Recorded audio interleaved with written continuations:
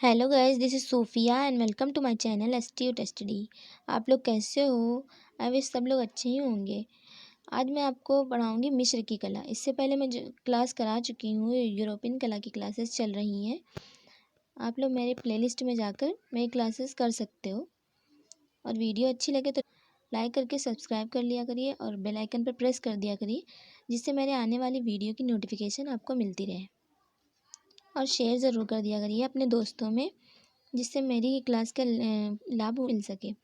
और ये जो आप चित्र देख रहे हैं, ये मूर्ति है तूतन खामेन की, जो मिस्र के राजा थे। तो चलते अपने इंस्टीट्यूट स्टडी के बोर्ड पे। मिस्र की सभ्यता का विकास 3000 ईसा पूर्व से 5000 ईसा पूर्व के करीब तक रहा। ग्रीक कला का विकास जब होने वाला था, तभी मिस्र की सभ्यता का विकास का अंत हुआ था। उसके बाद ही ग्रीक की कला शुरू हुई थी। तो कंटिन्यू क्लासेस करते रहिए। इसके बाद मैं ग्रीक की कला के बारे में पढ़ाने वाली हूँ। मिस्र की कला का विकास नील नदी के किनारे हुआ। ये सारे पॉइंट नोट करने वाले हैं, सारे ही पॉइंट इम्पॉर्टेंट हैं। मिस्र काल में ही मृतकों की पुस्तक लिखी गई थी। क्रुट लांगे के अनुसार जीवन का आरंभ अज्ञात के भय के साथ होता है। वह यदि सोच समझकर विवेक के साथ जिए तो अंत कृतज्ञता व आत्मसंयम में होता है।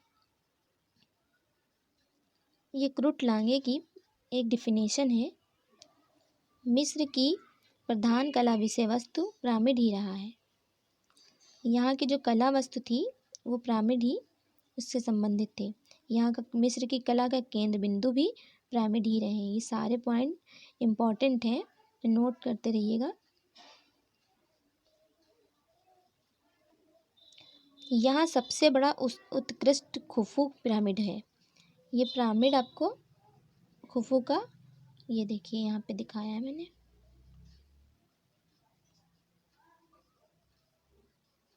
यही है खुफू का पिरामिड।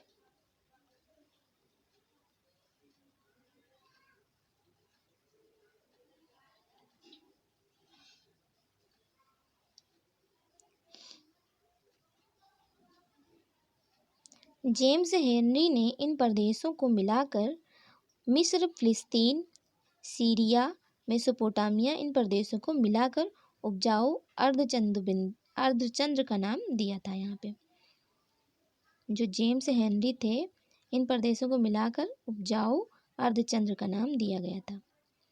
मिस्र की लिपि पवित्राक्षर थी। मिस्र की कला में मणिकुट्टम कला का भी प्रयोग हुआ था।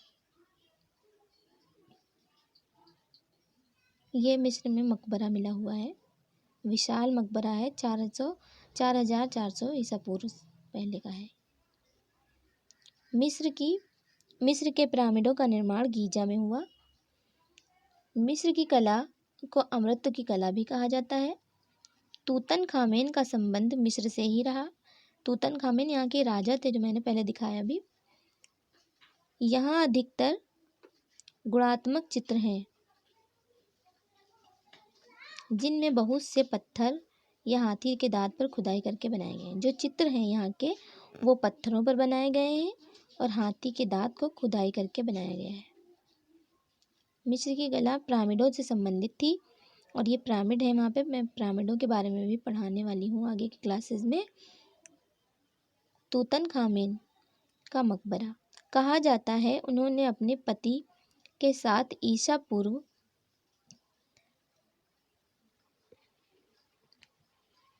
1353 से लेकर ईसा पूर्व 1336 तक शासन किया था। नेफरतिति, महारानी नेफरतिति और फराओ अख्ता, यहाँ की जो रानी थी उनका नाम महारानी नेफरतिति था।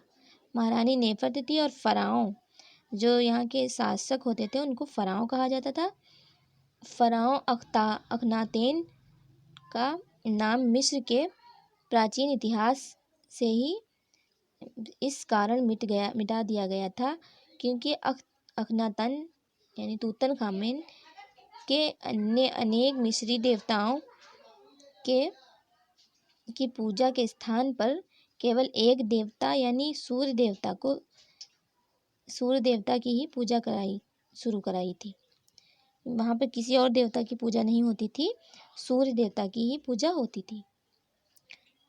पुरातात्विक निकोलस ने सनसनीखेज पेपर सामने आने के बाद और भी कई बातें सामने आई हैं जिससे गुप्त कमरा होने का दावे को बल मिला। जो तूतनखामेन की कब्र मकबरा पाया गया है, उसके अंदर एक गुप्त कमरा पाया गया है जिसमें महारानी नेफरतिति की कब्र पाई गई है।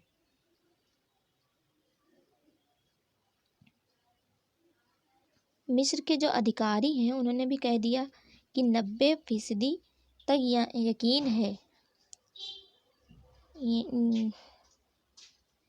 कि 90% तक यकीन है कि तूतनखामेन के मकबरे में एक और गुप्त कमरा है, यानी चैम्बर है। यहाँ पे मकबरे की रिसर्च टीम के हेड डॉक्टर फ्रांसेस्को पोर्सेली ने कहा, ये बात तो कुछ हद तक थोड़ा निराश करने वाली है कि तूतनखामेन के मकबरे के पीछे कुछ मिला नहीं है। दूसरी तरफ मुझे ये भी लगता है कि ये एक अच्छा विज्ञान है।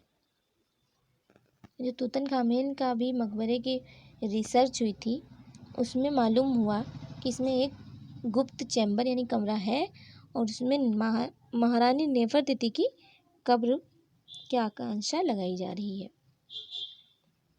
ये यहाँ से भी क्वेश्चन बन सकता है, ये भी रिसर्च हुई है। इम्पॉर्टेंट पॉइंट जो थे मैंने करा दिए हैं। ज़्यादा कुछ नहीं है मिस्र की कला में, इस वजह से बस ये छोटी सी क्लास थी, हो गई है। और इस आगे मैं आपको